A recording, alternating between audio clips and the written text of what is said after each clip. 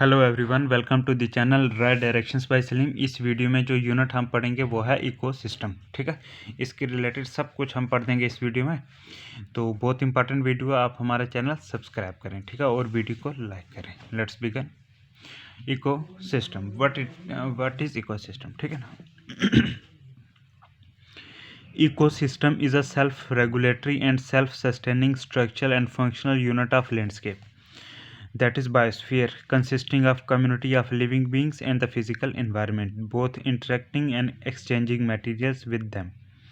ठीक है, A.G. Tansley 1935 coined the term ecosystem। ठीक है, एक बार रिपीट करता हूँ। Ecosystem is a self regulatory and self sustaining structural and functional unit of landscape consisting of community of living beings and the physical environment, both interacting and exchanging materials between them. A.G. Tinsley in 1935 coined the term ecosystem।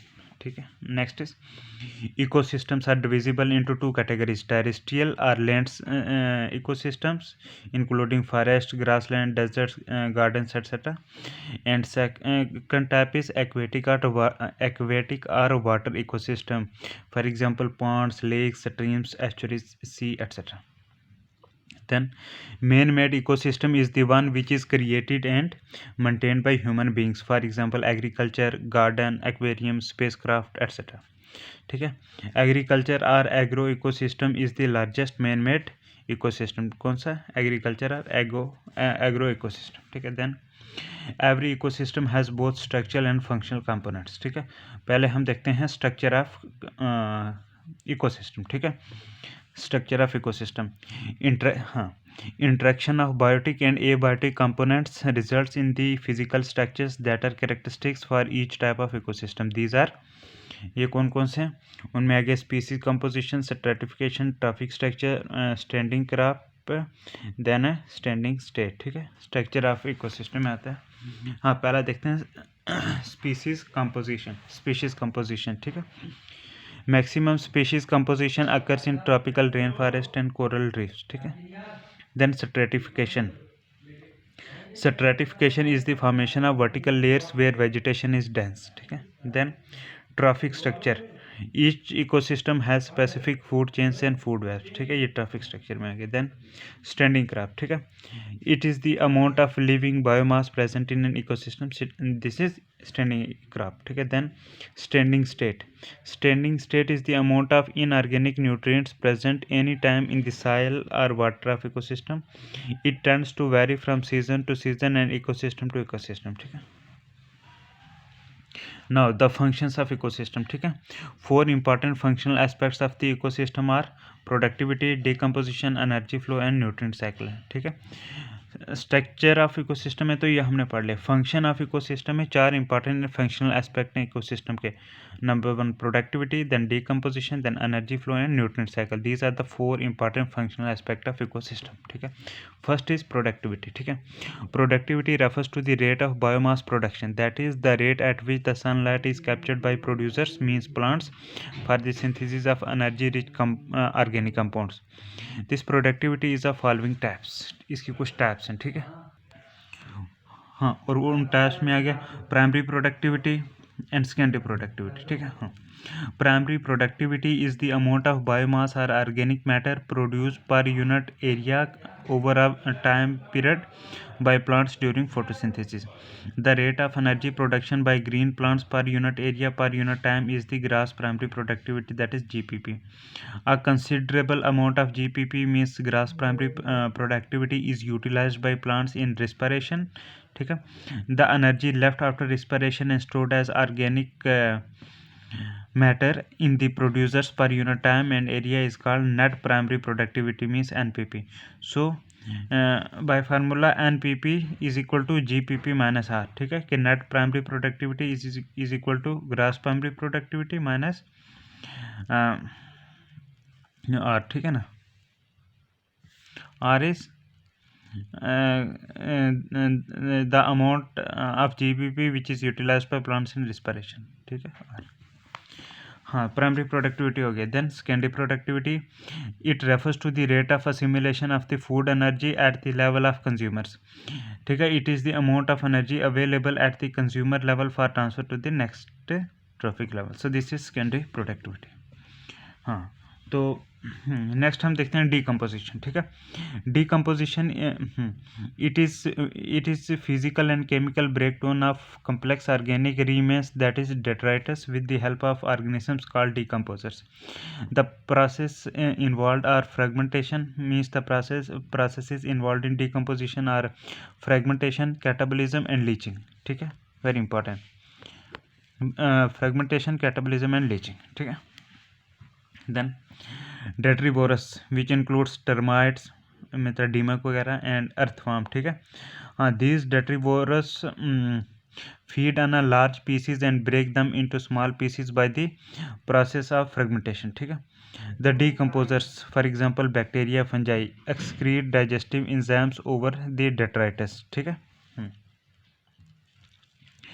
over the detritus. ठीक है, हाँ, it changes insoluble complex organic substances into simple and soluble inorganic substances, means catabolism. ठीक है, soluble substances formed during decomposition are subjected to leaching or passage to deeper layers of soil or groundwater by percolating water. ठीक है, then humification. ठीक है, humification leads to the formation of dark colored amorphous substance called humus.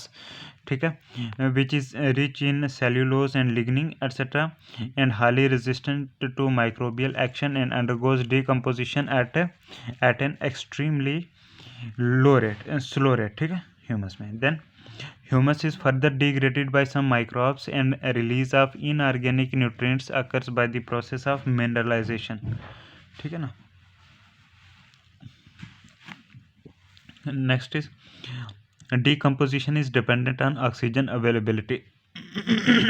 Very important. ठीक है, decomposition is dependent on oxygen availability. It means decomposition also depends on chemical composition of detritus and climatic conditions. Decomposition is faster when detritus is rich in nitrogen and sugar than when detritus is rich in lignin and chitin. हाँ, कि detritus में अगर nitrogen और sugar ज़्यादा है तब जो है उसकी डिकम्पोजिशन बहुत तेज़ी से होगी कंपैरिजन टू उसके कि जिसमें लिग्निन और काइटिन ज़्यादा होगा, वो स्लो होगी. ठीक है, then warm and moist environment favour decomposition. ठीक है, yes. Next is third is energy flow. ठीक है, हाँ, ये फंक्शंस ऑफ इकोसिस्टम में पार्ट है. ठीक है, पहले प्रोडक्टिविटी, डिकम्पोजिशन, एनर्जी फ्लो, उसके बाद न्यूट्रिएंट साइकिलिंग पढ़ेंगे. ठीक है, एनर्जी फ्लो. ठीक है, sun is the ultimate source of energy in all ecosystems. ठीक है, just half means 50% of the solar radiation striking the earth surface is photosynthetically active radiation PAR, that is the visible wavelength. जो visible wavelength है photosynthetically active radiation है PAR 50%. ठीक है, जो भी अर्थ पे आती है. Then hour even under optimum conditions only a very small proportion, about 1 to 5% of incoming radiation means 2 to 10% PAR photosynthetically active radiation is used during photosynthesis for gross primary productivity GPP. ठीक है, roughly 20% of it is consumed in respiration, so that net capture of energy level means net primary productivity is 0.8 to 4% of incident radiation or 1.6 to 8% of PAR photosynthetically active radiation. ठीक है, In fact, only about 0.02% of sunlight reaching the atmosphere is used in photosynthesis, and it is this small fraction on which all organisms of the ecosystems depend. ठीक है, देखो कितने interesting बात है. ठीक है ना, वेरी इंटरेस्टिंग कि हकीकत में देखो सिर्फ 0.02% जो सनलाइट जो कि एटमॉस्फेयर में आ रही है वो फोटोसिंथेसिस में यूज होती है. ठीक है, इतना छोटा सा ये फ्रैक्शन है लाइट का, 0.02% सनलाइट का, जिसकी वजह से सारे ऑर्गेनिज्म इकोसिस्टम में जो हैं वो डिपेंड करते हैं. ठीक है, नेक्स्ट इज ट्रॉफिक लेवल. ठीक है, ट्रॉफिक लेवल क्या होता है?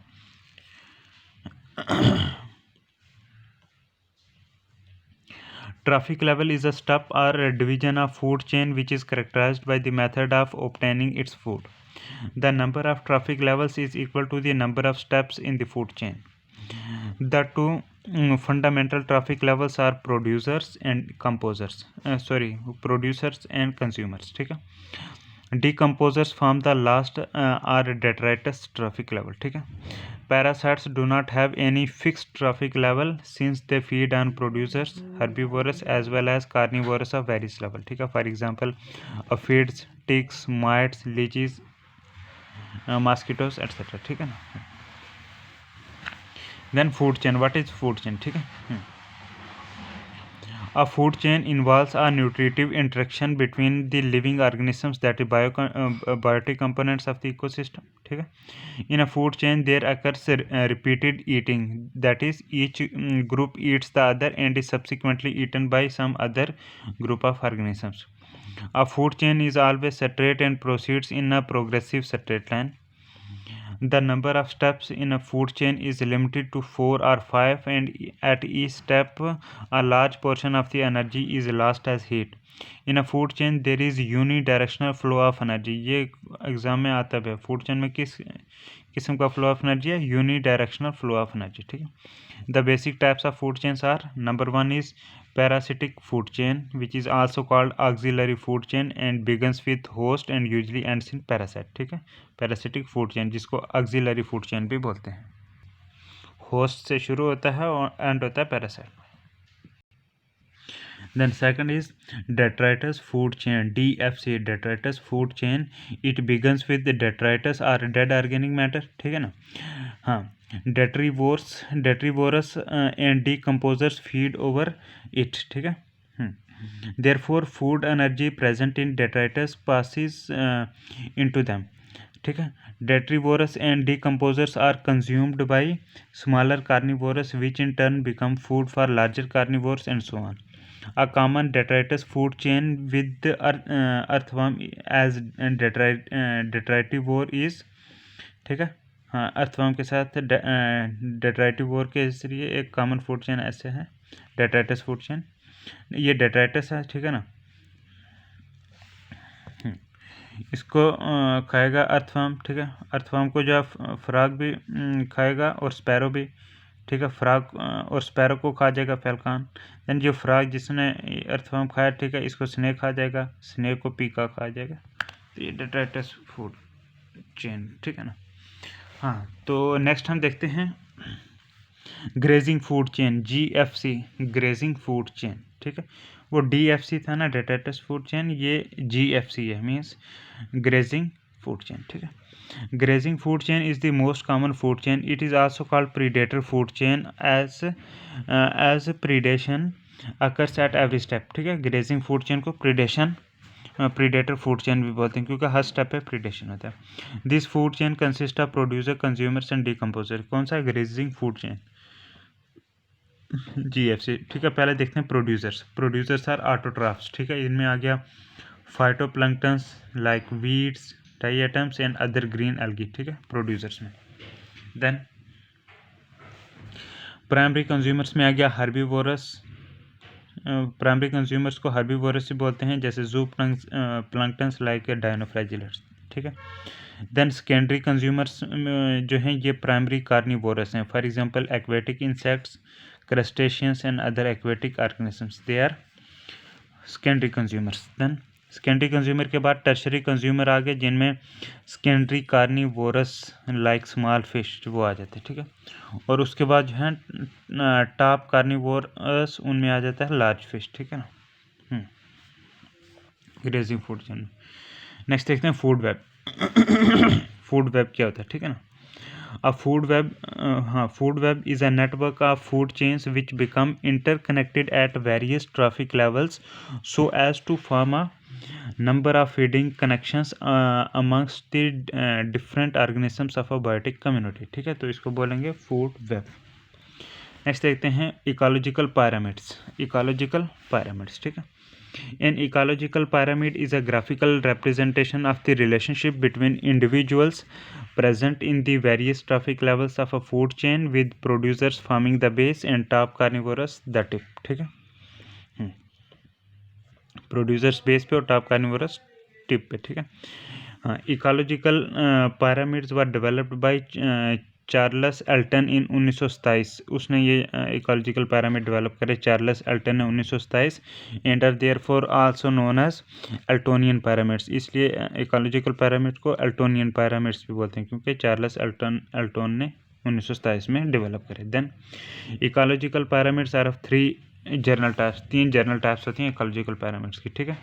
Parameter of number, parameter of biomass, then parameter of energy, ठीक है ना। First is parameter of numbers. Parameter of numbers देखते हैं, ठीक है ना।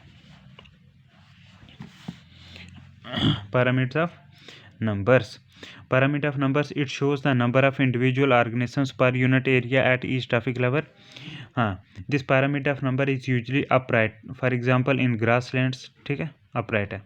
Then however in a parasitic food chain a single plant may support the growth of many herbivores, and each herbivorous in turn may provide nutrition to several parasites which support many hyperparasite, ठीक है. Thus from the producer towards consumers there is a reverse position, that is the number of organisms gradually shows an increase, making the pyramid inverted in shape, ठीक है ना. Then pyramid of numbers is spindle shaped in a forest ecosystem, ठीक है. pyramid of numbers is spindle shaped in forest ecosystem. forest ecosystem में spindle shaped होगा कौन सा, pyramid of numbers, ठीक है. तो पैरामीटर ऑफ नंबर हो गया. उसके बाद देखते हैं पैरामीटर ऑफ बायोमास, ठीक है. Parameter of biomass, parameter of biomass से shows the total biomass percent, that is sequence wise, ठीक है. पैरामीटर ऑफ बायोमास जो है it shows the total biomass present means sequence wise per unit area at different trophic levels, ठीक है. Parameter of biomass is upright for grassland and forest ecosystem, ठीक है. Then in a pond the producers are small organisms, their biomass is least, and this value gradually shows an increase towards the apex of the pyramid, ठीक है. thus making the pyramid of a biomass inverted in shape. तो pyramid of biomass जो है ये inverted shape होता है pond में, ठीक है, grassland और forest में upright, ठीक है. उसके बाद देखते हैं pyramid of energy. Pyramid of energy, it shows the rate of energy flow and or productivity per unit time and area at successive traffic levels. The shape of the pyramid of energy is always upright, as there is always a gradual decrease in the energy content at successive traffic levels from the producers to various consumers, ठीक है ना. Now next is limitations of ecological pyramids, ठीक है. ecological pyramids के क्या limits हैं, ठीक है ना. limitations of ecological pyramids are number 1, species belonging to 2 or more traffic levels are not taken into account, ठीक है. ये एक limitation होगी. limitations of ecological pyramids हैं number 1, species belonging to 2 or more traffic levels are not taken into account. number 2, it consumes food chain as simple which does not exist in nature, ठीक है. Number 3, saprophytes are not given any place, ठीक है. ये कुछ जो हैं limitations हैं ecological pyramid में, ठीक है, कि species belonging to 2 or more traffic levels are not taken into account. Then it assumes food chain as simple which does not exist in nature. Then saprophytes are not given any place, ठीक है. ये limitations हैं ecological pyramids की. Now जो हम functions of पढ़ रहे थे ना इसके इकोसिस्टम में, जिसमें हमने प्रोडक्टिविटी, डिकम्पोजिशन, एनर्जी फ्लो पढ़ रहे, अब फोर्थ पढ़ेंगे न्यूट्रिएंट साइक्लिंग, ठीक है. दिस वन न्यूट्रिएंट साइक्लिंग, ठीक है. Biogeochemical cycles are nutrient cycles are cyclic exchanges, transfer and storage of biogenetic nutrients through various components of ecosystem, that is biotic and abiotic, so that the nutrients can be used repeatedly, ठीक है. reservoir pool is the reservoir of biogenetic nutrients from which the nutrients are transferred to cycling pool, ठीक है. there are 2 types of cycles, as gaseous cycles of matter and sedimentary cycles of matter. पहले देखते हैं gaseous cycles of matter. Here the materials involved in cycling are in gaseous state and these cycles are nearly perfect. For example, hydrogen and oxygen cycle. ये gaseous cycles of matter है. Then second is sedimentary cycles of matter. ठीक है. Here the materials involved in cycling are in non-gaseous state and these cycles are almost imperfect. For example phosphorus और calcium. और sedimentary cycles of matter imperfect होते हैं, जैसे phosphorus और calcium cycle जो है इम्परफेक्ट है. ठीक है. बाकी गैसियस साइकिल्स ऑफ मैटर जैसे ऑक्सीजन हाइड्रोजन की वो परफेक्ट वाली. अब देखते हैं कार्बन साइकिल के बारे में. ठीक है ना. कार्बन साइकिल के बारे में. Carbon cycle. The biospheric carbon cycle is primarily concerned with the atmospheric carbon dioxide gas, its incorporation into organic matter by photosynthesis and its subsequent release by the respiration of all biota. Carbon also occurs in the earth's crust predominantly as calcium and magnesium carbonates. ठीक है. The reservoir pool is lithosphere. ठीक है. Carbon का. Then carbon dioxide can be replenished by various methods like respiration, decomposition and other waste. Respiration, decomposition of organic waste, burning of wood and fossil fuel, and then withering of carbonate containing rocks, then volcanic eruptions and hot springs. ठीक है. उनसे replenish करा जाता है. then carbon dioxide. then some carbon is being removed from the circulation and added to lithosphere by hard carbonaceous shells, animal skeletons, fossilization, seepage of carbon rich water into interior earth and caving in of forest during earthquake. ठीक है. Major exchange in carbon cycle is between organisms and the atmosphere or hydrosphere. ठीक है. तो carbon cycle हो गया. आप देखते हैं फास्फोरस साइकिल. ठीक है. Phosphorus cycle. Phosphorus is found in nature in soil as rock phosphate in combination with calcium, iron and aluminium. Phosphate present in the soil is dissolved by chemicals secreted by microorganisms and plant roots. ठीक है. The dissolved phosphate is absorbed by the plants and changed to organic form. From plants, phosphorus travels to animals along with the food chain.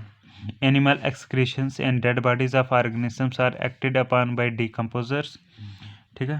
Phosphorus is released in the process. The same becomes available for reutilization by plants. Inside soil, some phosphorus is lost through leaching. Similarly, a sufficient amount of phosphorus combines with calcium, iron or aluminium and becomes insoluble. It settles down at the bottom of lake or ocean as sediment. Bone and teeth may also remain ungraded. ठीक है. Some phosphorus becomes part of lithosphere. ठीक है. तो ये phosphorus cycle पढ़ी, carbon cycle पढ़ी. अब पढ़ते हैं इकोलॉजिकल सक्सेशन. Ecological succession. ठीक है ना. Ecological succession is the observed process of changes in the species structure of an ecological community over time. The first step of organisms establishing during an ecological succession are known as pioneers. ठीक है. Are known as pioneers, primary community or primary colonizers. ठीक है. Climax community is the stable, self-perpetuating and final biotic community that develops at the end of biotic succession and is in perfect harmony with physical environment. Climax community has maximum diversity and niche specialization. The various biotic communities that develop during biotic succession are termed as serial or transitional communities. ठीक है. उसके बाद देखते हैं primary succession. ठीक है. Primary succession starts from the primitive substratum where there was no previously any sort of living matter. Secondary succession starts from previously built up substrata with already existing living matter. ठीक है. In secondary succession, since soil is already there, the rate of succession is much faster and hence climax is also reached more quickly. ठीक है ना. उसके बाद देखते हैं हाइड्रोजियर. ठीक है. जिसको हाइड्रार्च भी बोलते हैं. हाइड्रोजियर. Hydrarch, HYDRARCH, ठीक है. Hydrozoa also called hydrarch. It refers to the succession in a newly formed pond or lake, ठीक है. The stages that occur in hydrozoa are plankton stage, then rooted submerged state, then rooted floating stage, then free floating stage, then reed swamp stage, then marsh or sedge meadow stage, then woodland stage, then climax forest stage, ठीक है. Hydrozoa or hydrarch. Then xerozoa or xerarch. Xerozoa or xerarch refers to the succession that occurs at the places where moisture is present in minimal amounts, such as dry deserts, rocks, etc. The stages that occur in xerozoa are crustose lichen stage, then foliose lichen stage, then moss stage, then herb stage, then shrub stage, and then forest stage, ठीक है. xerozoa में, ठीक है ना. ये ऐसे dry desserts rocks वगैरह में होती है ये, ठीक है. ये इस वीडियो में हम डायग्राम्स के हिसाब से देखेंगे, ठीक है ना. इकोलॉजिकल सक्सेशन का ये xerozoa का दिए गया, ठीक है ना. उसके बाद ये हाइड्रोजोआ का दिए गया जो पानी में होती है, ठीक है. पहले ये देख लेते हैं xerozoa जो डेजर्ट एरिया वगैरह में होती है, ठीक है ना. xerozoa is the sequence of successional stages that occur on bare rocks and is called लिथोzoa और xerozoa, ठीक है. बिल्कुल पहाड़ों वगैरह पे होती है ये, ठीक है ना. हाँ, ये लिखा है कि bare rock has very little water and few available nutrients, ठीक है. The only species that can survive there are lichens which starts the process of succession, ठीक है. तो रॉक में मतलब कि पानी भी कम, न्यूट्रिएंट्स भी कम, तो सिर्फ जो सर्वाइव कर रहे हैं वो लाइकन्स ही होते हैं जो कि सक्सेशन स्टार्ट करते हैं, ठीक है. इसमें नंबर 1 पे आ जाता है. हाँ, इसमें ये देखो लाइकन्स एंड मॉसेस वाली stage, then grasses and herbs वाली स्टेज, उसके बाद श्रब्स और उसके बाद वुडलैंड, ठीक है. पहला पॉइंट देखते हैं कि the pioneers of xerozoa are lichens which can tolerate desiccation and absorb the scarce water from the bare rock.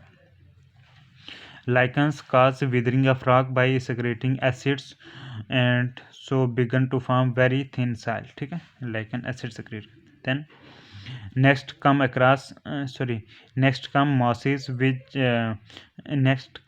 mosses जो ब्रायोफाइट्स में आते हैं with rhizoids penetrating deeper in rocks, they accumulate more soil, ठीक है. हाँ, lichens और उसके बाद मॉसेस, ठीक है. देन नंबर 2 पे देखते हैं the next colonizers are grasses and annual herbs, for example Poa plant, ठीक है ना, followed by some perennial herbs, for example Heteropogon, ठीक है.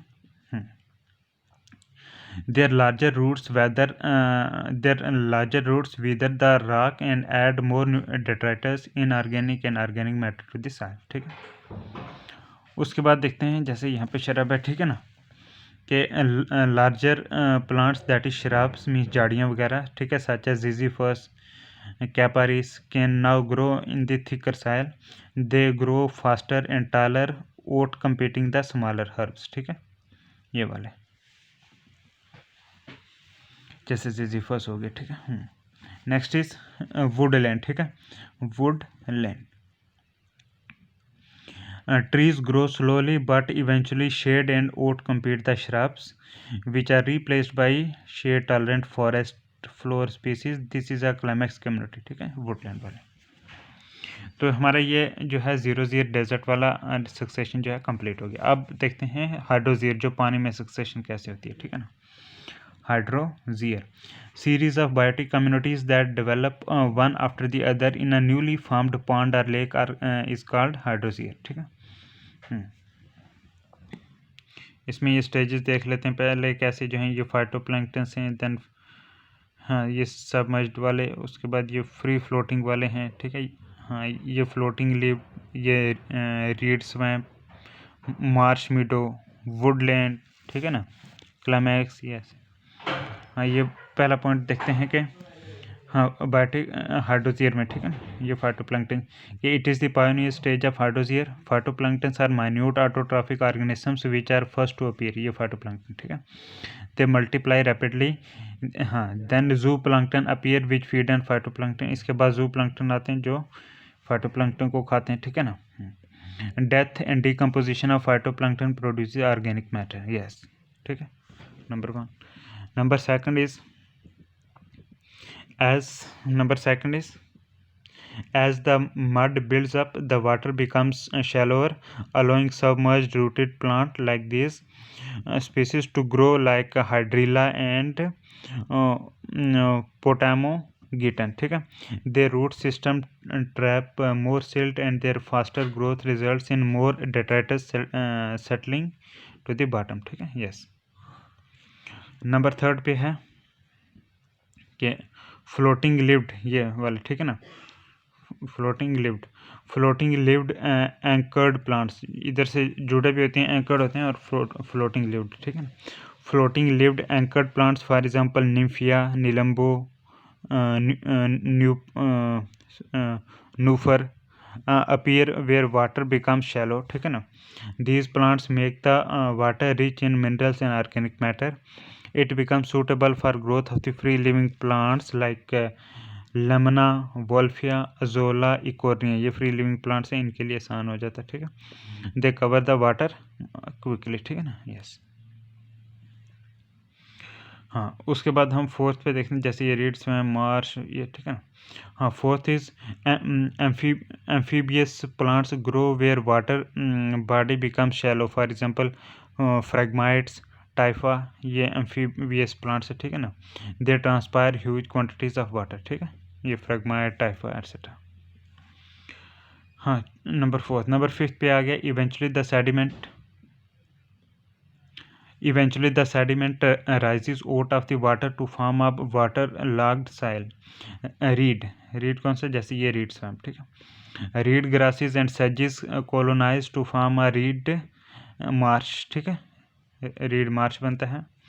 Their roots bind the mud together to form semi-solid soil. For example, carex and cypress plant. ठीक है ना. Next is number 6 पे. हाँ, जिसमें वुडलैंड और ये क्लाइमैक्स में आ जाता है. ठीक है, as the soil dries up it can be colonised by more terrestrial species. First herbs replace the marsh vegetation, then shrubs replace the herbs, and eventually trees replace the shrubs. For example Alnus, Populus, ये आ जाते हैं climax में. ठीक है, ये point देख लेते हैं. Point number 7, the trees and shrubs of woodland stage disappear. ठीक है, the climax forest depends upon the climate. For example Quercus, Acer plant. ठीक है, तो हमारा ये सक्सेशन वाला कंप्लीट हो गया, तो इकोसिस्टम का unit finish. So thank you very much, God bless you.